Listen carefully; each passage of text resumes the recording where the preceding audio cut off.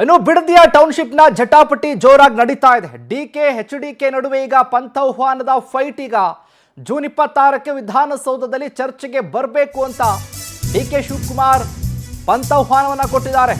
ಬನ್ನಿ ಮಾತನಾಡೋಣ ಅದೇನಿದೆಯೋ ಅಂತ.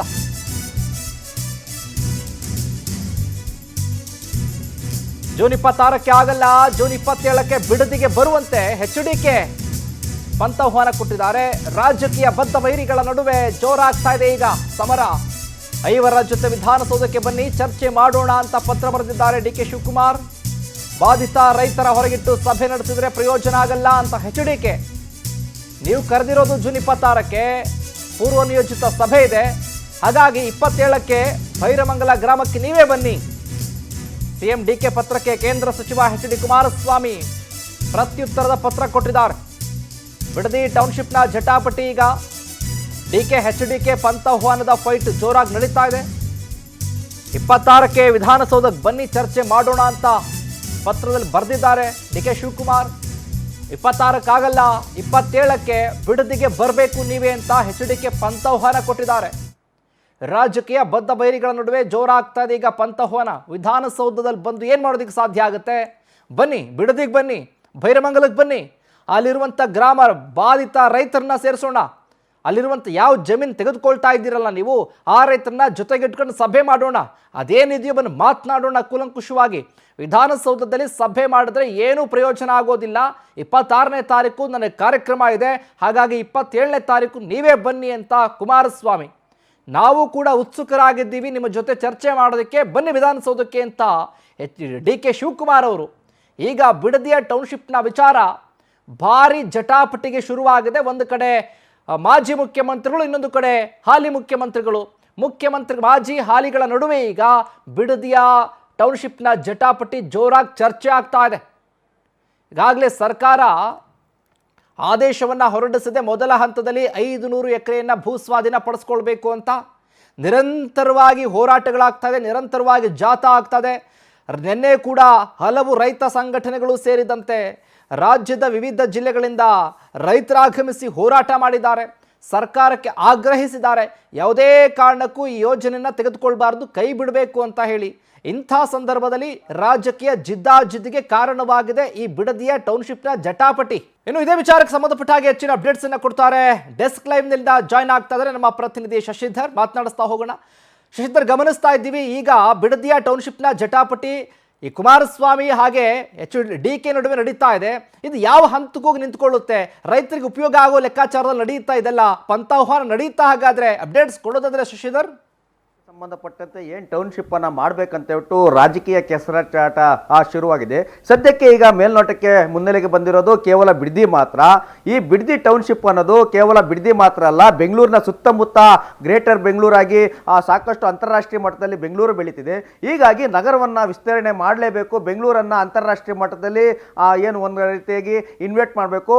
ಫಾರಿನರ್ಸ್ ಕೂಡ ವಿದೇಶದಿಂದ ಬಂದು ಒಂದಷ್ಟು ಹೂಡಿಕೆಯನ್ನು ಮಾಡಿ ಒಂದಷ್ಟು ಇಲ್ಲಿ ಒಂದಷ್ಟು ಕಂಪ್ನಿಗಳನ್ನು ಕೂಡ ಹುಟ್ಟಾಕಿದ್ರೆ ಒಂದಷ್ಟು ಉದ್ಯೋಗ ಕೂಡ ಸೃಷ್ಟಿಯಾಗುತ್ತೆ, ಬೆಂಗಳೂರು ಮತ್ತೊಂದಷ್ಟು ಡೆವಲಪ್ಮೆಂಟ್ ಆಗುತ್ತೆ ಅಂತ ಹೇಳ್ಬಿಟ್ಟು ಈ ಟೌನ್ಶಿಪ್ ಇವತ್ತಿಂದ ಬಂದಿರೋದಲ್ಲ.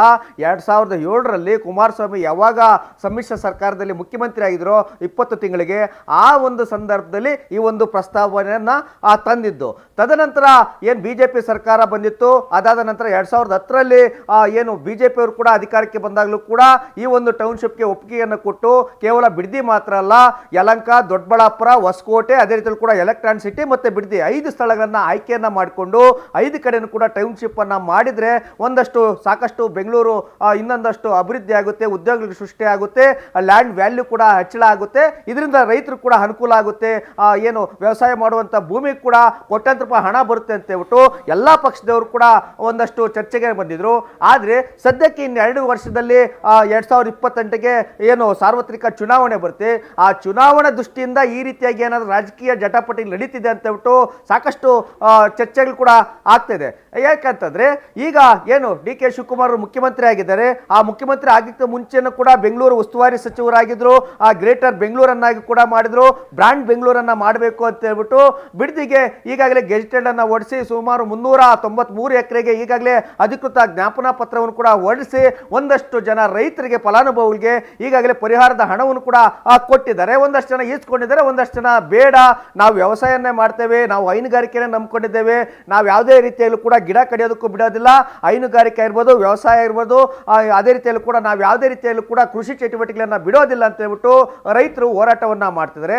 ಅದಕ್ಕೆ ಬೆಂಬಲವಾಗಿ JDSನವರು ಮತ್ತೆ ಬಿಜೆಪಿಯವರು ಕೂಡ ಆ ಸಾಥನ್ನ ಕೊಟ್ಟು ಕೆಲವೊಂದಷ್ಟು ಕನ್ನಡ ಪರ ಸಂಘಟನೆಯವರು ಕೂಡ ಹೋರಾಟಕ್ಕೆ ಬೆಂಬಲವನ್ನು ಕೊಟ್ಟು ದೊಡ್ಡ ಮಟ್ಟದಲ್ಲಿ ಹೋರಾಟ ಕೂಡ ಅಭಿಯಾನ ಕೂಡ ಶುರು ಆಗಿದೆ. ಆದರೆ ಇದೇ ವಿಚಾರಕ್ಕಾಗಿ ಜನರ ಕಣ್ಣಿಗೆ ಮಣ್ಣೆರಚುವಂತ ಕೆಲಸವನ್ನ ರಾಜಕೀಯ ಕೆಸರಾಚಾಟವನ್ನ ಮಾಡ್ತಿದ್ದಾರೆ ಅಂತ ಸ್ಪಷ್ಟವಾಗಿ ಹೇಳ್ಬೋದು. ನಿನ್ನೆ ತಾನೇ ಯಾವಾಗ ಕುಮಾರಸ್ವಾಮಿ ಅವರು ಡಾಕ್ಯುಮೆಂಟ್ಸ್ ಅನ್ನ ಬಿಡುಗಡೆ ಮಾಡಿ ನನಗೂ ಈ ಬಿಡದಿ ಟೌನ್ಶಿಪ್ಗೂ ಯಾವುದೇ ರೀತಿಯಾಗಿ ಸಂಬಂಧ ಇಲ್ಲ, ರೈತರ ಪರ ನಾನು ಇದ್ದೇನೆ ಅಂತ ಹೇಳ್ಬಿಟ್ಟು ಸುದ್ದಿಗೋಷ್ಠಿಯನ್ನು ನಡೆಸಿದ್ರು.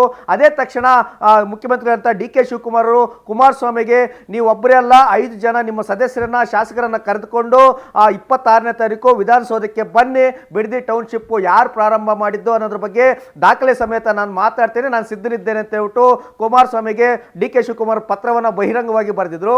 ಆ ಒಂದು ಪತ್ರ ತಲುಪ್ತಿದ್ದಂಗೆ